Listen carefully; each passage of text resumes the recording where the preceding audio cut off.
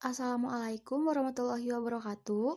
Kami dari kelompok 5 dari kelas KSMP 22B akan menjelaskan tentang Pancasila sebagai sistem etika. Anggota kelompoknya terdiri dari saya sendiri, Anissa Febriani Irawan, dan rekan saya, Revi Permatasari. Materi pertama akan dipaparkan oleh Revi Permatasari. Kepadanya saya persilahkan. Baik, di sini saya akan menjelaskan mengenai pengertian etika. Etika merupakan suatu pemikiran kritis dan mendasar tentang ajaran-ajaran dan pandangan-pandangan moral.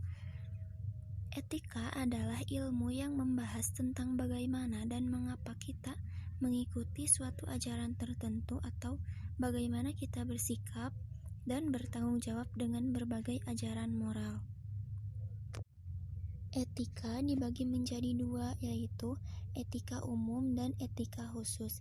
Etika umum mempertanyakan prinsip-prinsip yang berlaku bagi setiap tindakan manusia, sedangkan etika khusus membahas prinsip-prinsip tersebut di atas dalam hubungannya dengan berbagai aspek kehidupan manusia.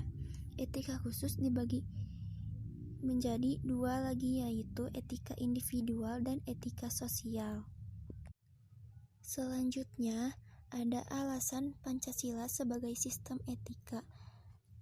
Beberapa alasan mengapa Pancasila sebagai sistem etika itu diperlukan dalam penyelenggaraan kehidupan bernegara di Indonesia meliputi hal-hal sebagai berikut.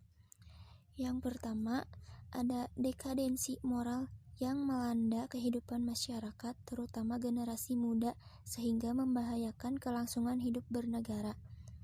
Yang kedua, korupsi akan semakin merajalela karena para penyelenggara negara tidak memiliki rambu-rambu normatif dalam menjalankan tugasnya.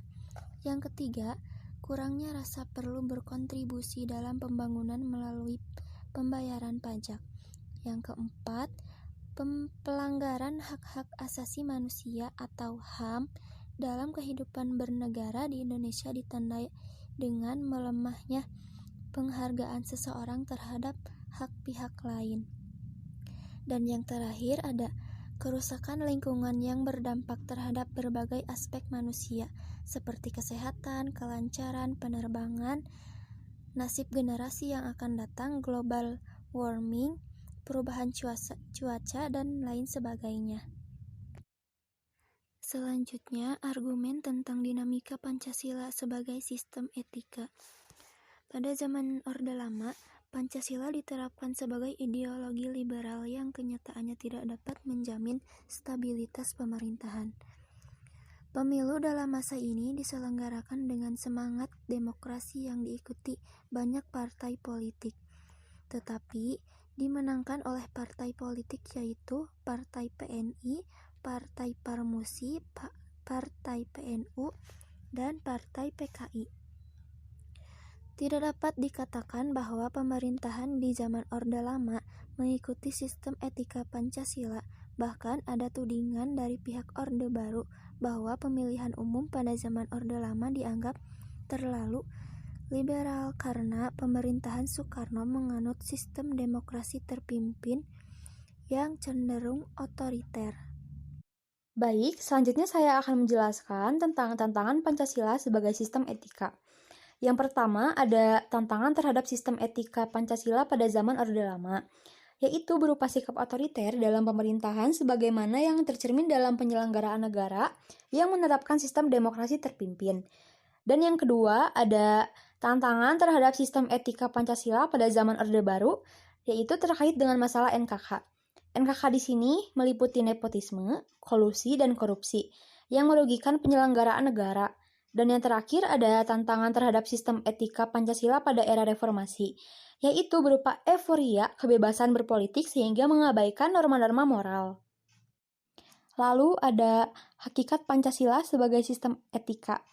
Ada beberapa poin, yaitu yang pertama, hakikat sila ketuhanan terletak pada keyakinan bangsa Indonesia bahwa Tuhan sebagai penjamin prinsip-prinsip moral. Yang kedua ada hakikat sila kemanusiaan terletak pada actus humanus, yaitu tindakan manusia yang mengandung implikasi dan konsekuensi moral yang membedakan dengan actus homini, yaitu tindakan manusia yang biasa. Dan yang ketiga ada hakikat sila persatuan terletak pada kesediaan untuk hidup bersama sebagai warga bangsa yang mementingkan masalah bangsa di atas kepentingan individu atau kelompok. Yang keempat ada hakikat sila kerakyatan terletak pada prinsip musyawarah untuk mufakat. Artinya, menghargai diri sendiri sama halnya dengan menghargai orang lain. Dan yang terakhir ada hakikat sila keadilan sosial bagi seluruh rakyat Indonesia, merupakan perwujudan dari sistem etika yang tidak menekankan pada kewajiban semata atau bisa disebut deontologis atau menekankan pada tujuan belakang atau bisa disebut juga teleologis, tetapi lebih menonjolkan keutamaan atau virtue etik yang terkandung dalam nilai keadilan itu sendiri. Kesimpulan dari materi ini adalah pendukung dari Pancasila sebagai sistem etika adalah Pancasila memegang peranan dalam perwujudan sebuah sistem etika yang baik di negara ini. Di setiap saat dan di mana saja kita berada, kita diwajibkan untuk beretika di setiap tingkah laku kita. Seperti yang tercantum di sila kedua pada Pancasila, yaitu kemanusiaan yang adil dan beradab. Sehingga tidak dapat dipungkiri bahwa kehadiran Pancasila dalam membangun etika bangsa ini sangat berandil besar. Dengan menjiwai butir-butir Pancasila, masyarakat dapat bersikap sesuai etika baik yang berlaku dalam masyarakat, bangsa, maupun negara. Sekian yang bisa kami sampaikan. Untuk kurang lebihnya mohon dimaafkan dan dimaklumkan. Terima kasih atas perhatiannya. Wassalamualaikum warahmatullahi wabarakatuh.